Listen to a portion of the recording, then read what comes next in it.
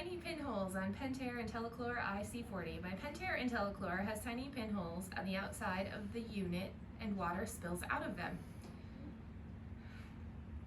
The unit is 3 years old, running fine, only 60% of the hours used.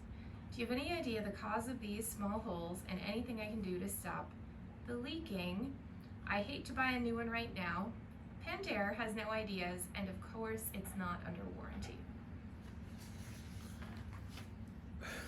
So I've been at this a long time, and I've seen an awful lot of leaks, and I've seen weird stuff happen on all kinds of equipment. This is a new one for me. I have never seen pinhole leaks in an actual IC40 Pentair unit. Gaskets leaking, compression fittings leaking.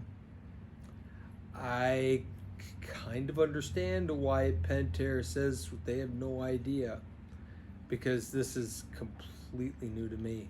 Is it possible? Sure. You have a plastic housing and maybe in the molding of it and whatever, you have weak spots and thin spots and it leaks.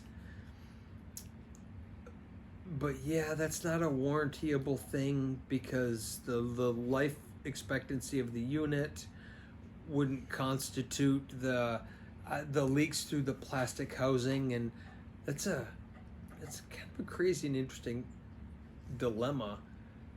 I could see Pentair not covering it, and yet in some part you would think that they should, because the housing itself is leaking. But you're at 3 years, which means you're at a fairly acceptable range of time to replace. So my opinion, I've never heard of this happening. I've seen all kinds of different stuff happen, not that one. But my opinion would be you're probably just going to have to pay to replace it. To fight to try to get the partial prorated warranty value of that just probably isn't worth it.